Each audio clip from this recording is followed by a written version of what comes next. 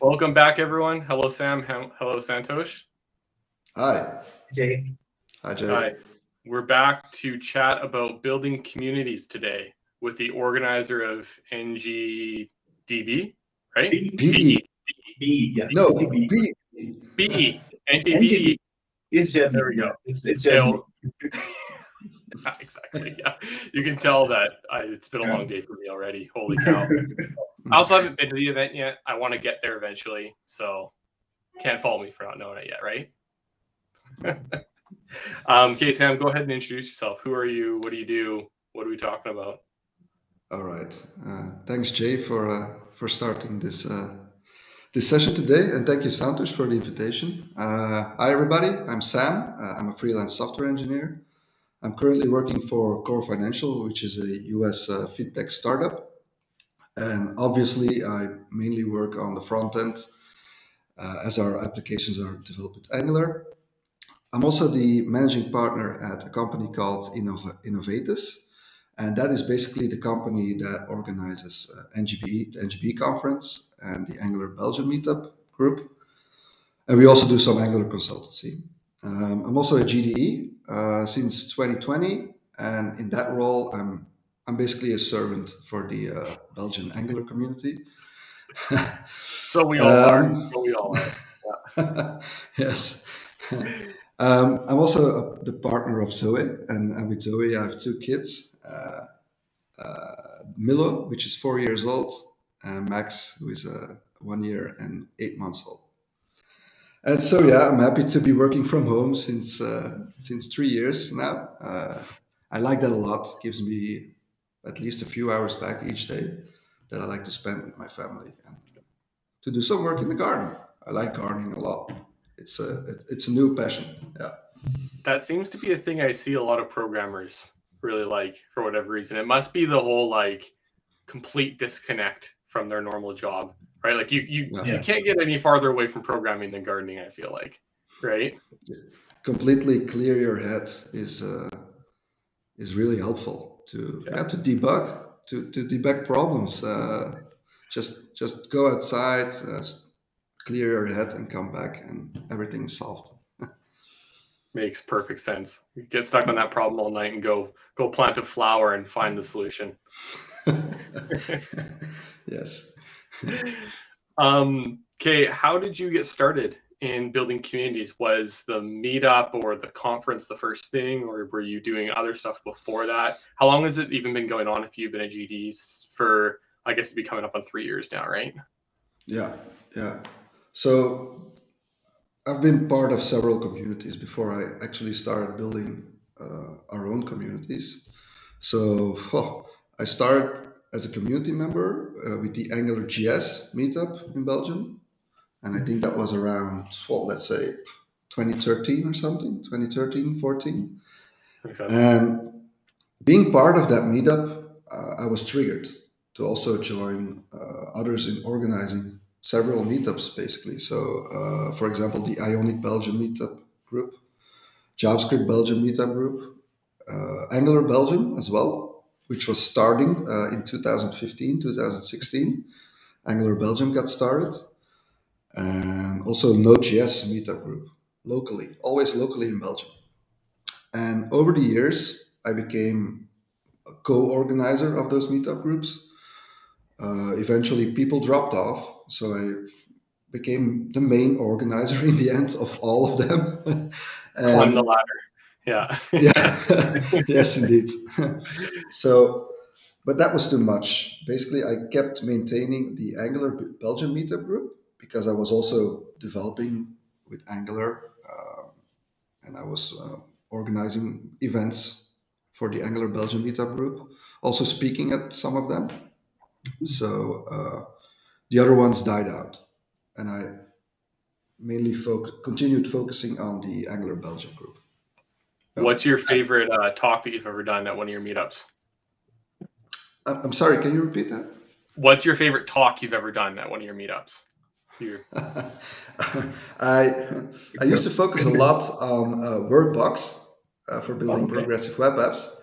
And those were the most challenging ones because you wanted to show all that caching behaviors And yeah, that's really one that you need to practice a lot to get it right. So I did that like 6 or 7 times, I think, and I can say that in 5 or 6 of them, at least one of the demos failed. So It's always that with live demos.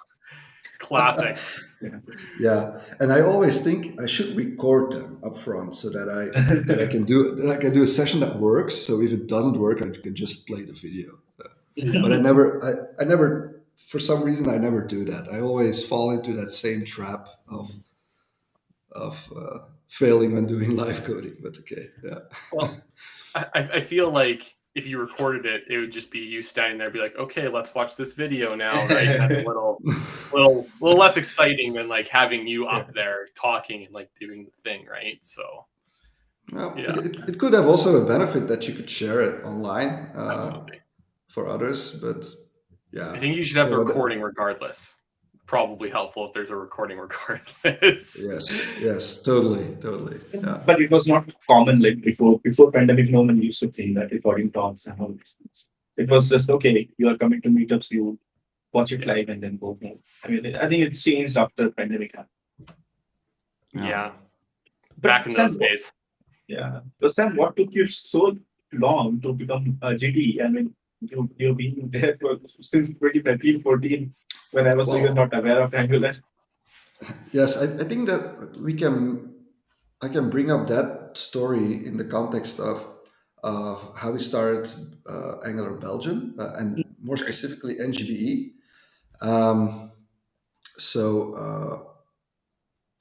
I think in 2015 or 2016, I started going at other conferences, like for example Angular Connect, and some other trainings related to Angular in Belgium.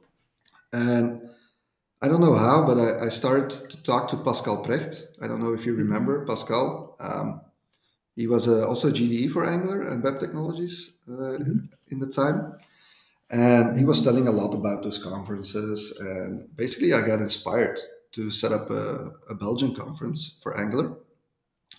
And I think it was a very nice coincidence that he also knew Jürgen, my co-organizer for NGBE. So Pascal proposed to me to talk to Jürgen as he had similar ideas. And so we connected. And I think a week after the introduction, we decided, yeah, let's just do it. Let's just organize NGBE. Nice. Yeah. And so how many editions so far? So we are currently at our 6th, we will organize our 6th in-person edition. Wow. And we also did a smaller remote, or we call it a live edition. Yeah. That's good. Running it from 6 years old. That's great. Yeah, indeed. Yeah, we have a ton of experience now because we are not professional event organizers, right? Me and Jürgen, we are both just Angular developers, programmers. So yeah, at first it was a real challenge figuring out everything, how to set up a production, how to make sure that talks are recorded in a high quality way, how to sell tickets, how to make promotion. Yeah, it was a completely new territory for us. Yeah. That would be a lot to figure out for sure. But I feel like the best way to do it is just to do it. You're gonna trial by fire, I guess, right? You have to figure it out. So how's it going so far then? How have they gotten bigger over the years? Like the reach? How's it all going? That's a good question. So as most people that know NGB also know is that we are a rather small conference. And our ambition is not really to grow in terms of numbers. We don't want to double each year in attendees, let's say. We try to focus more on improving the quality and experience for the limited amount of people that can join us. We know that we have an amazing venue where we can organize 6 workshops in one day. We can gather around 250 people. We have an hotel on site. We have a nice big lobby atrium at the venue. So yeah, somehow we want to really create an exclusive experience, let's say, for a very high quality event, but we are of course still very much inclusive. Mm-hmm. Everybody can join us. Everybody. You just need to Mm-hmm. be in time to buy your tickets because we're already sold out. I think we were sold out 7 weeks before the event. So Wow. yeah. Wow. Are you guys one of the biggest ones in Europe for Angular? I think we're the smallest one. Really? Is it? Yeah. I can think of NGDE, which is bigger, definitely. Okay. Poland also bigger. NG Angular Vikings are probably pretty big. Vikings bigger. Connect, which is not happening anymore, I think, was No. also much bigger. NG Europe also very much Yeah. bigger. No, I didn't actually know about NG Europe. I've never heard of that one before. Wow. Okay. And NG Europe, you said? Yeah, that stopped in 2018 or 19, I think, and that was Oh, in okay. Paris. Yeah, Oh, nice. Oh, I never I heard don't. about it. No, Yeah, I me can neither. also not recall who organized it.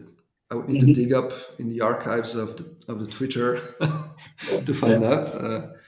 But I yeah, only started tapping Angular in 2018 anyway, so I would have no idea about anything before that. Same for me. As my first conference I attended was in 2019. I was not even aware what conferences are. Yeah. Are yeah, either of you coming to we. NGConf this year? Nah, No. It's a long way.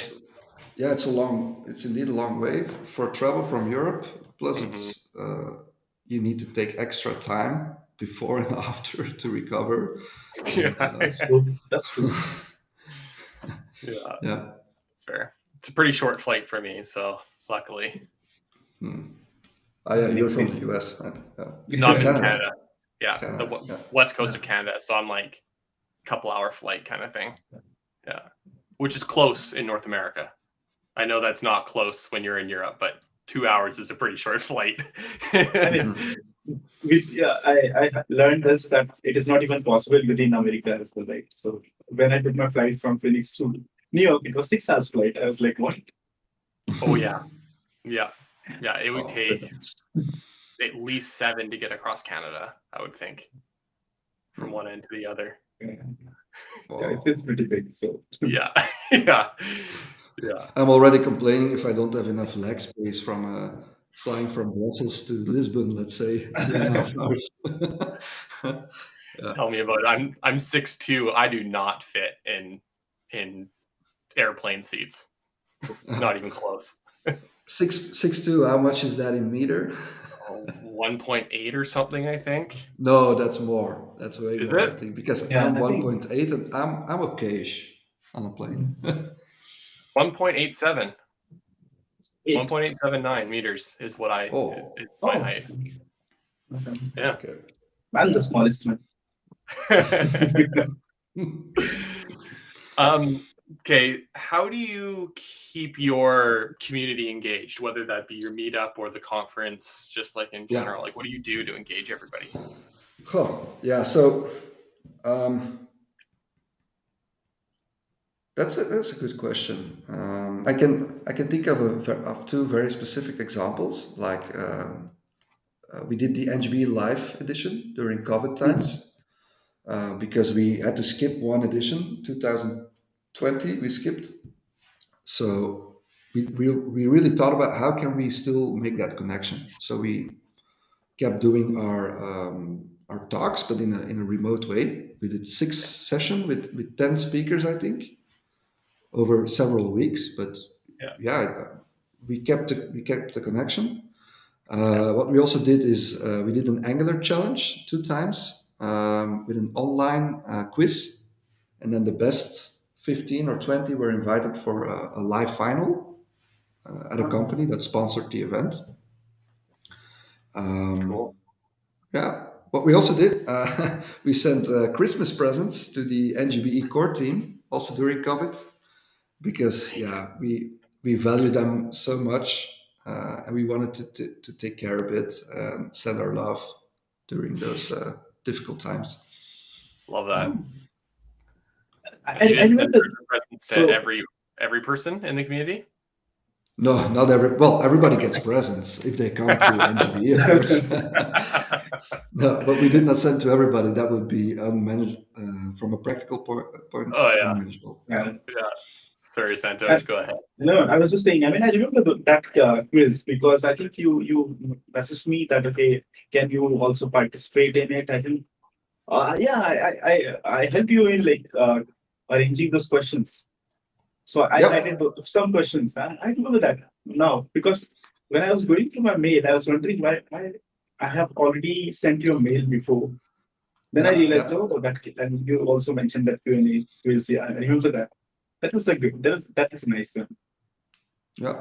I think we had around 500 participants during those Wow, challenges, quizzes. Wow, Yeah, that's that's big. awesome. indeed. Crazy. And the finalists and the winners got a ticket to NGB, which is Nice. nice. Yeah, Nice. yeah. Cool. Yeah. So Santosh, to come back on your question, you asked me why did it take you so long to become a GDE? Yeah. Well, as we all know, you do not become a GDE overnight, right? You need to prove your impact on the community, and yeah, I think it took me several years because in the beginning I was really focused. I'm still focusing really on the back end, let's say, of the conference. Mhm. I'm not a very I think I can communicate, but I'm not the best communicator. If I compare myself to Jürgen, for example, Mhm. Jürgen is a super nice, super really thoughtful way of communicating with people. So he does the main communication. So yeah, I think I've been working mostly from the back end side, behind the scenes, let's say. And then I started writing, started doing more talks, and then it became more obvious that I was, I think, having a significant impact on our local community. Yeah. And with some feedback from the DevRel team from Angular, yeah, I became the GDE in 2020. Yeah. Nice. That's right. So what you're saying is Yuri is the server and you're the client, right? For the conference? The other way around. Or other way around, sorry. Jürgen, Yeah, no, you're the yeah, server, he's the client. Yeah. Yeah. yeah, yeah. I think we're a very complementary team, me and Jürgen. Yeah. Mhm. Nice. Right, Yeah, that's awesome. so we just like I think we missed an important question. What inspired you to build this community? I mean, there must be some like some motivation, right? When you Yeah. start any community. So what was your motivation? Oh, I think that's a natural thing to me because I've always been triggered to getting involved with things that I like. So, Mhm. for example, at university, I also became a member and later also the vice president of a student community that focused around student entrepreneurship. Mhm. Um, so in Belgium, there's a program where you can get tax benefits. For example, if you start a company or self-employed during your university studies, and that was a very big thing at the moment. At that time, it still is. It really grew over the years. Mhm. So I learned that it has some nice side effects, of course. Like for example, you get invited to other events, other related events. But the most important one is, of course, that you gain a very big network. It helps you professionally, but it also helps you in the organization of new events. So yeah, what inspired me, oh, I think I think it came naturally with over the years, mostly inspired by other organizers, other people that were having a big effect on the communities. Yeah. Yeah. Yeah. That makes Yeah, sense. what was it? It's great. I wish we had more programs like that focused on stuff like that over here for sure. No. I know it's not common in India. I think most of the colleges just want you to attend college and that's it. They don't want anything else to do. Yeah, Yeah. I don't think they actually really promote it. Uh, Mhm. well, they did not, but maybe they are now. But yeah, they saw a push from some of the students that were really like, I'm working, but also studying, but I'm paying a lot of tax, and I cannot pay my rent and this and that, and that's why they started the program. Yeah, that makes perfect sense. Yeah, definitely. Yeah, that's really cool. If there are people watching or listening that want to start their own community or get involved with one around them, what suggestions would you have for them? Yeah. Well, if I could make good suggestions now, it would be that you start within your expertise, right? You need to work from something that you're already mastering. It would be very hard for me as an Angular expert that has never ever done something with React to start a community in React.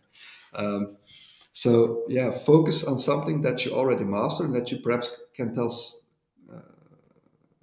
tell something about, right? You can present a talk or start a quiz or whatever online. And why do I say focus on one thing? Because it takes a lot of effort to do a community. And if you start focusing on several communities, for example, or several technologies or several locations, then you will have to split your attention, and then you will not be able to create quality for all the things. You need to focus on one thing so that you can create quality for that one thing. And if I reflect on ourselves, then I can say that we focused on two things. We focused on Angular and we focused on our local community, which is Belgium. And that was a winning choice. There was no real community yet for Angular, and we are focusing on a rather small geographical area on a very specific technology. That's a great solution, I would say, because I've seen this, right. Whenever even I try to do a lot of things, I miss something. I mean, even though those are the things I like, but I cannot do everything, right? I mean, it's a nice suggestion. Focus on it. It's that typical thing of buying domain names, right? You buy a domain name for every idea that you have, and after 10 years, you have 150 domain names that you're not doing anything with. Yeah. It's a funny thing because I just purchased a domain 3 days ago, so. Yeah, the Angular snippets, that's why I'm saying it, Santosh. I saw that. No, that was there for a year. So Angular snippets I purchased it in like 2020. 2 years, 3 years now. So I just had this idea when I was in I just left my job at Deutsche Bank, and then I was working for a client from India, and then I went to a peaceful location, which is our washroom, right? So I went to that peaceful location. I was thinking about, okay, what can I do next? And then I purchased my domain. So it was lying there for 3 years, and finally, like 2-3 days ago, I said no. Now I'm going to put it and use this domain. But as soon as I finished that one, I thought, why not to buy another one? Because now I'm using it. So I can have like one backup, right? One extra domain. So I purchased another one which is related to Solid.js now. So it's called Solid.js tips.dev. Let's see how many years does that take. So let's see. You need to, how to say, there's a saying, you need to cut the iron or something while it's hot. So do not wait 3 years with doing something with signals, right? I'm going to go buy signals.dev after this. Unless someone beats me. Yeah, exactly. Someone listens to this podcast and says, okay, let's buy this domain. This looks hot. Yeah. Oh, that's funny. Okay, so tell us more about NGBE then. So is it very similar to ngconf in terms of the content and the structure and stuff like that, or is it more focused on a different type or level of Angular developer, or like who comes to it?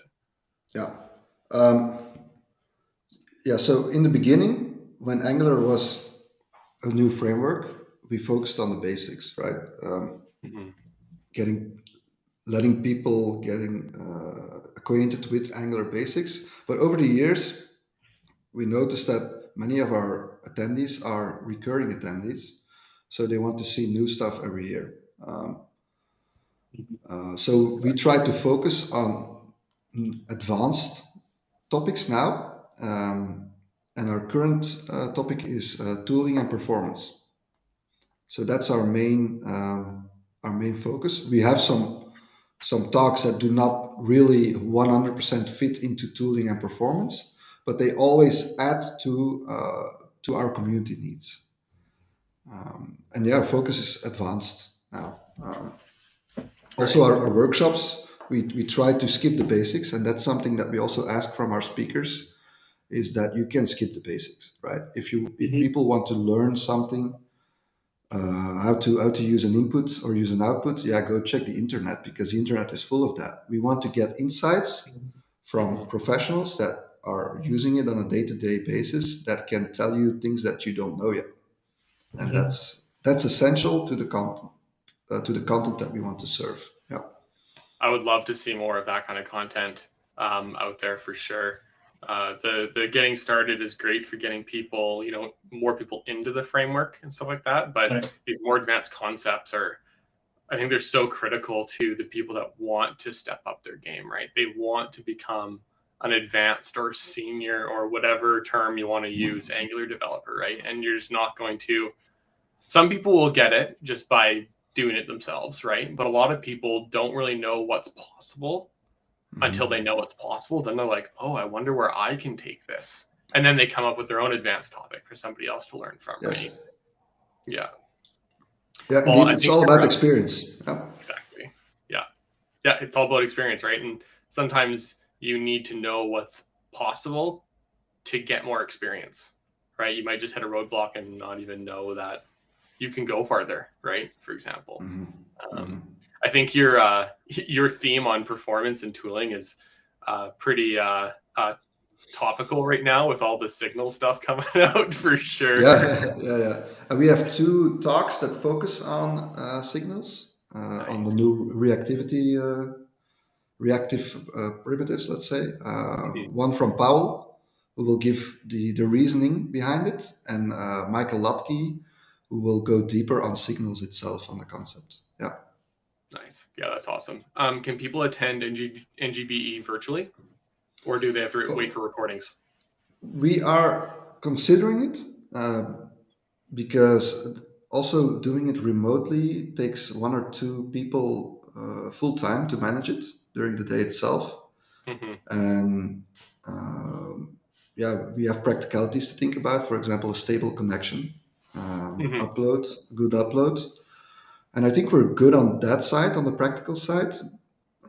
On the technical side, let's say, but getting it organized with the limited team that we have, the limited size of our conference, we're still considering it, let's say.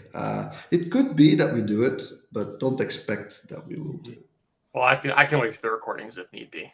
For sure. Yeah, we're always fast either way, so it's not like it takes 2 weeks for us to upload the talks. Mostly the week after, the end of the week, they are online. So that's great. That's fast. It's very fast for a conference. Yeah.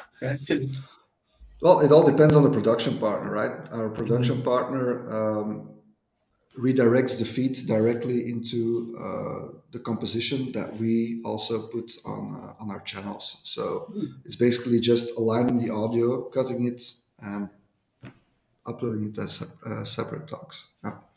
Nice. Sweet. How many attendees do you guys normally have? Or how many are you up to now, I guess? 200 actual attendees. So I'm not considering people that are also there, right? Like, for example, the trainers that get a complimentary ticket, speakers that are there, core team. Yeah. 213, I think. Yeah. Wow. Yeah.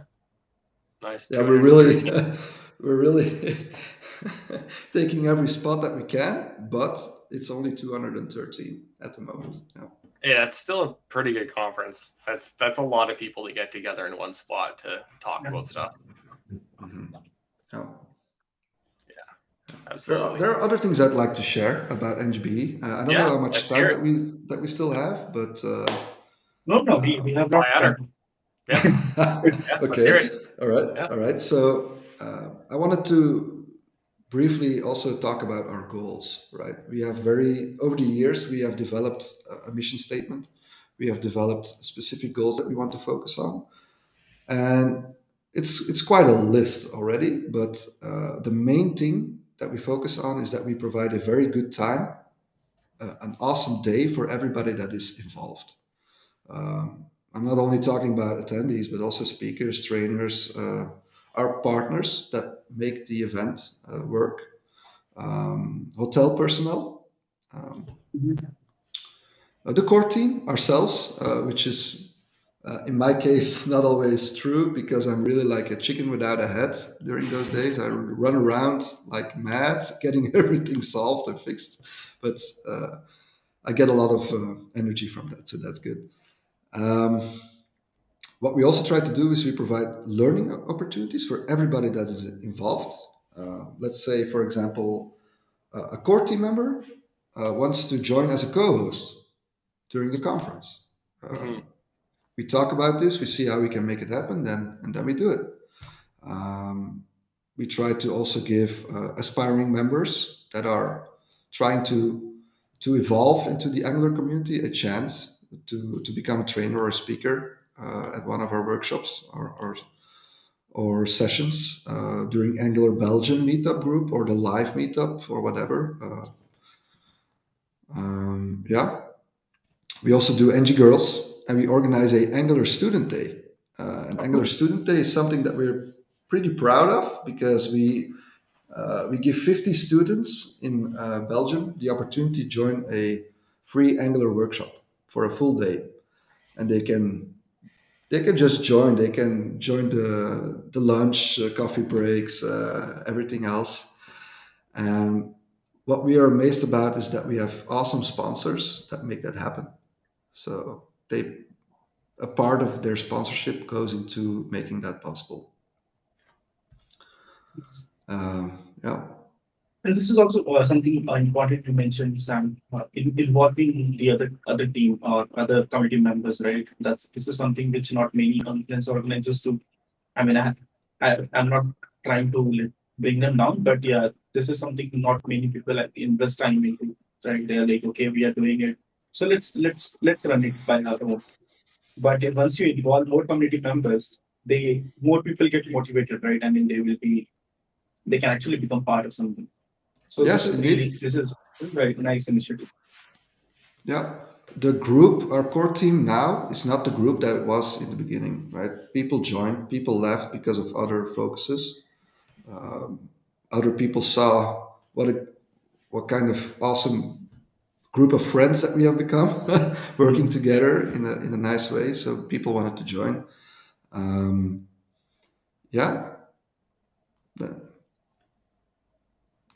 Something else I want to mention is that for the student day, what's very important is our sponsors, of course, right? But we try to connect both parties, attendees, students with the sponsors, because especially students are really looking for that first job, right? And all our sponsors are hiring. So they have open positions for juniors, for mediors, for senior positions. So yeah, it's a win-win for everybody. No. Yeah, and now I feel like I'm promoting them a bit too much, so I'm gonna stop here. No, okay. No, it's all good. That was going to be my next question. If there's anything you wanted to promote, so you segued right into it. Student Day. We still have open positions for that. I think we have around 30 positions open. I still need to start the actual promotion from our side, which I will start Monday next week. But we have 30 open spots. So if there are people watching or listening from the area around Belgium, you are welcome to join. Great. Well, we can also put a link to it in the show notes for this when we upload it to YouTube and stuff. So nice. I'll share the link with you guys. Yeah. Sweet. Yeah, certainly. Anything else, Sam? Anything else? What was your question? Anything Oh, else? no. Anything else you want to promote? No. I just want to say that I'm super grateful for this time with you guys online. It's been a while since I did this, and I really enjoyed it. And I hope I was a good guest for you guys. Yeah, Great. Just A+. Okay, nice.